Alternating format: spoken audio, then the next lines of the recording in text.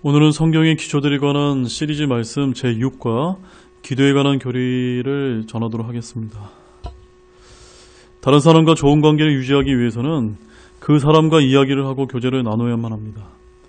남편과 아내의 관계이든 부모와 자식의 관계이든 사장과 직원의 관계이든 의사소통이 원활하지 않으면 나쁜 관계에 빠지게 됩니다. 하나님과 여러분의 관계도 역시도 마찬가지입니다. 여러분이 하나님께서 여러분에게 말씀하시는 것을 막는다거나 성경을 읽지 않는다거나 하나님께 얘기하지 않는다면, 즉 기도하지 않는다면 여러분은 영적으로 성장하지 못할 뿐만 아니라 주님과 친밀한 관계를 유지할 수도 없습니다. 이것이 바로 여러분이 이 과를 반드시 공부해야 하는 중요한 이유입니다. 구원받았으면서도 하나님을 떠나게 되는 첫걸음은 항상 기도와 성경 읽기를 제대로 하지 못하는 데 있음을 반드시 기억해야만 합니다. 사도행전 6장 4절 말씀에 이렇게 기록되어 있습니다. 오직 우리는 계속해서 기도와 말씀 사역에 전념하리라. 즉 하나님의 말씀과 기도가 바로 균형 잡혀 있어야 된다는 것을 말씀하고 있는 거죠. 결코 한쪽으로 치우쳐서는 안 됩니다.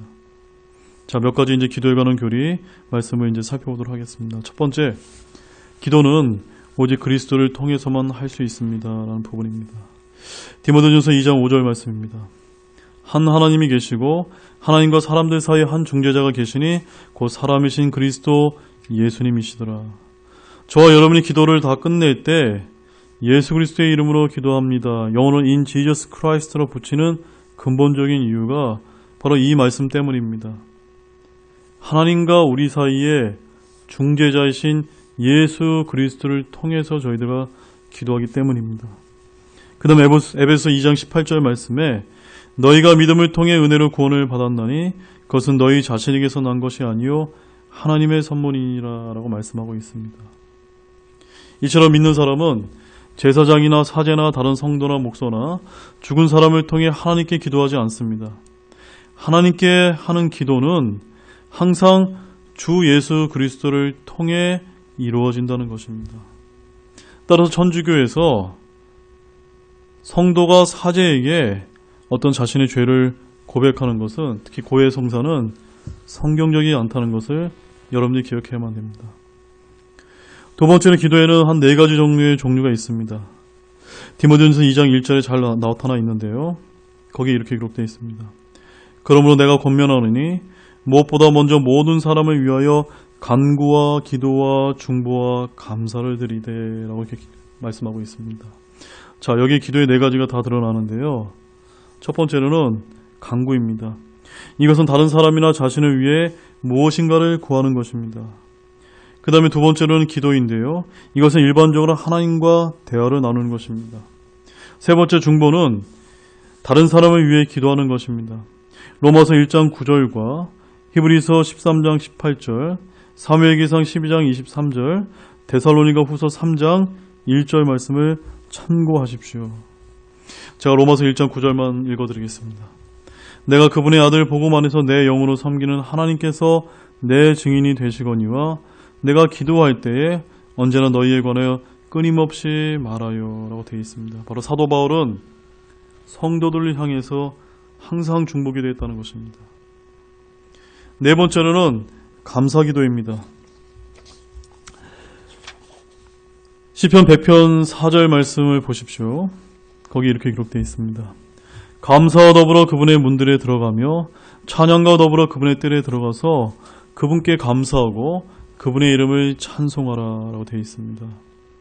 우리의 기도에서 제일 먼저 우리가 생각해야 되는 것은 감사와 더불어 하나님께 기도를 드려야 된다는 것입니다. 그리고 데살로니가전서 5장 17절에서 18절 말씀을 보게 되면 쉬지 말고 기도하라 모든 일에서 감사하라 이것이 그리스도 예수님 안에서 너희에 대한 하나님의 뜻이니라 라고 말씀하고 있습니다. 여기서 쉬지 말고 기도하라는 것은 정말로 단 한순간도 쉬지 말고 기도하는 것을 의미하는 것이 아니라 우리가 일어나서 잠들 때까지 정말로 깨어서 하나님께 늘 때때로 기도하는 것을 여기서 이제 말하고 있는 것입니다. 자, 여기에 이제 더해서 한 가지 더 중요한 부분을 저희들이 봐야 되는데요.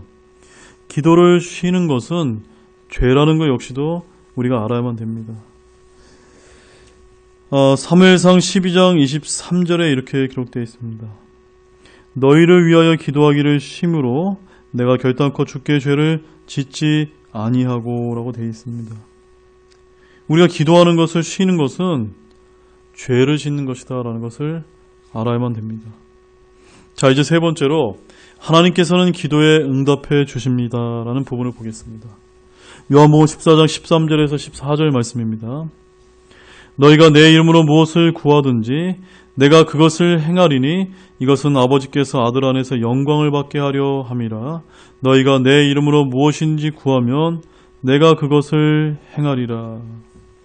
자, 여기 이 말씀을 보게 되면요, 우리가 올리는 이 기도가 과연 아버지께서 아들에게 받게 하는 영광을 위해 기도하는 것인지를 우리가 잘 기억해야만 됩니다. 항상 우리는 무언가를 구하게 될 때, 기도하게 될 때 나의 유익만을 우리가 구하는 경우가 많이 있는데, 성경에는 그것보다는 우리 주 예수 그리스도께서 영광을 받는 그 기도를 해야만 하고, 그러한 기도에는 하나님께서 반드시 응답해 주신다는 것을 알아야만 됩니다. 마태복음 21장 22절 말씀입니다. 21절 말씀 먼저 보게 되면요, 예수님께서 그들에게 응답하여 이르시되 진실로 내가 너희에게 이르노니 만일 너희가 믿음이 있고 의심하지 아니하면 무화과 나무에 일어난 이런 일을 할 뿐 아니라 이 산더러 옮겨져서 바다에 빠지라 하여도 그대로 될 것이요. 22절 너희가 믿고 기도할 때 무엇을 구하든지 모든 것을 받으리라 하시니라라고 이렇게 기록되어 있습니다. 그 다음에 마가복음 11장 24절에서는요, 그러므로 내가 너희에게 이르노니 너희가 기도할 때에 무엇을 원하든지 너희가 그것들을 받는 줄로 믿으라. 그리하면 너희가 그것들을 받으리라 라고 기록되어 있습니다. 그래서 이런 말씀만 우리가 보게 되면 우리가 무조건 구하기만 하면 다 받는 것으로 이렇게 이제 가르쳐 주는 것을 우리가 많이 이제 듣게 되는 건데요. 성경은 전혀 그렇지가 않습니다. 이러한 말씀도 있지만 다른 곳에서는 어떻게 말씀하고 있는 것인지 잘 조합을 해서 과연 하나님의 말씀이 무엇을 전하고 있는지를 우리가 봐야 되는데, 바로 다음 말씀에 그것을 이제 가르쳐주고 있습니다. 요한일서 5장 14절에서 15절 말씀입니다. 그분 안에서 우리가 가진 확신은 이것이니 곧 우리가 그분의 뜻대로 무엇이든 구하면 그분께서 우리 말을 들으신다는 것이라. 우리가 무엇을 구하든지 그분께서 우리 말을 들으시는 줄 우리가 알지인데 우리가 그분께 구하여 청원한 것들을 얻는 줄 우리가 아느니라. 어떻게 우리가 구해야만 된다고 말씀하고 있습니까? 하나님의 뜻대로 구하게 될 때 하나님께서 우리의 말을 들으신다고 약속하셨습니다. 이것이 100% 응답받는 기도입니다. 따라서 항상 하나님을 믿으면서 여러분이 기도하시되 하나님께서는 여러분의 기도가 하나님의 뜻대로 구하는 게 아닐 경우에는 노라고 응답하실 수 있다는 것을 잊지 마시기 바랍니다. 그래서 고린도후서 12장 7절에서 10절 말씀을 보게 보면 사도 바울 역시도 3번씩이나 자신의 병을 고쳐달라고 하나님께 기도했지만 결코 응답받지 못했다는 사실입니다. 이것을 통해 하나님의 말씀을 잘 분별하시기 바랍니다. 4번째, 모든 일을 위해 기도하십시오라는 부분입니다. 빌립보서 4장 6절 말씀입니다. 아무것도 염려하지 말고 오직 모든 일에서 기도와 간구로 너희가 요청할 것들을 감사와 더불어 하나님께 알리라 라고 이렇게 계획되어 있습니다. 여기서 기도 내용의 구체적인 방법이 제시되고 있는데요. 첫 번째는 아무것도 염려해서는 안 되고요. 두 번째는 모든 일에서 기도와 간구를 해야 되고, 세 번째는 요청한 것들을 포함해야 됩니다. 그리고 마지막 4번째로는 감사와 더불어 하나님께 알리는 것입니다. 바로 여러분의 기도는 위에 4가지 사항 중 이런 것들을 얼마나 적용하고 계신지요. 따라서 이렇게 기도하게 되면요, 빌립보서 4장 7절 말씀에 그리하면 모든 이해를 뛰어넘는 하나님의 평강이 찾아오게 된다라고 이렇게 말씀하고 있습니다. 따라서 화난 일, 슬픈 일, 괴로운 일이 생길 때마다 먼저 이러한 것들을 생각하시면서 기도하시기 바랍니다. 그러면 여러분의 마음에 하나님의 평강이 임할 것입니다. 다섯 번째는 항상 기도하십시오라는 부분을 보겠습니다. 데살로니가전서 5장 17절 말씀에 쉬지 말고 기도하라 이렇게 기록되어 있습니다. 우리는 기도에 게을리해서는 안 될 것입니다.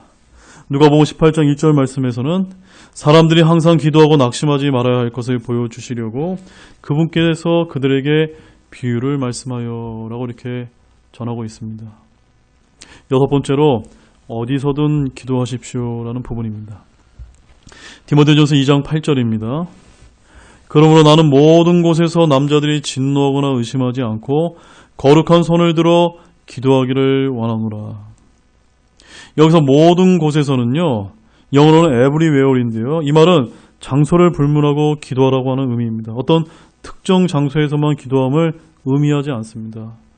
따라서 교회에만 나와서만 기도하는 것이 아니고요. 여러분이 있는 그 처소에서 여러분이 기도하시면 됩니다. 우리가 느헤미야의 예를 보게 되면요. 느헤미야 2장 4절 말씀에 보게 되면 내가 하늘의 하나님께 기도하고 5절에서 왕에게 아뢰되라고 이렇게 말씀하고 있습니다. 즉 왕에게 어떤 질문을 받았을 때 느헤미야는요. 순간의 기도를 드렸습니다. 바로 우리가 이런 예를 통해서 언제 어디서든 장소를 불문하고 어디서든 기도하는 저와 여러분이 되어야 되겠습니다. 일곱 번째는 이렇게 기도하십시오라는 부분입니다. 누가복음 11장 1절 말씀입니다.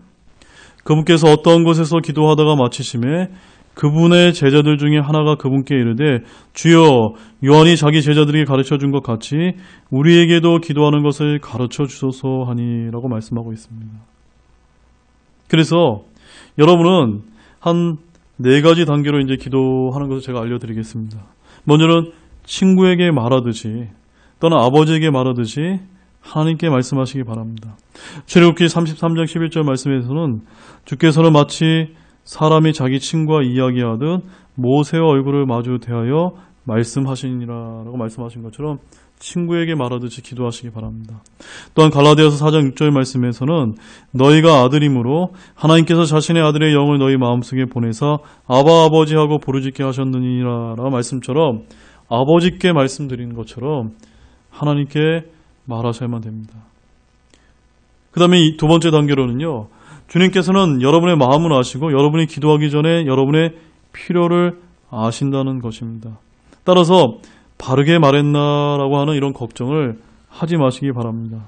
로마서 8장 26절에서 27절 말씀에 보게 되면 성령님께서 친히 저와 여러분들을 중보하시고 저와 여러분의 기도 파트너가 되어주신다고 말씀하고 있습니다. 세 번째 단계로는 헛된 방법을 하지 마시기 바랍니다. 마태복음 6장 5절에서 8절 말씀에 보면 이렇게 기록되어 있습니다. 또 너는 기도할 때 위선자들과 같이 되지 말라. 그들은 사람들에게 보이려고 회당과 거리 모퉁이에 서서 기도하기를 좋아하느니라. 진실로 내가 너에게 이르노니 그들은 자기들의 보상을 받았느니라. 오직 너는 기도할 때 내 골방으로 들어가 내 문을 닫고 은밀한 가운데 계시는 내 아버지께 기도하라. 그리하며 은밀한 가운데 보시는 내 아버지께서 내게 드러나게 갚아주시리라. 오직 너희는 기도할 때 이교도들과 같이 헛된 반복의 말을 사용하지 말라.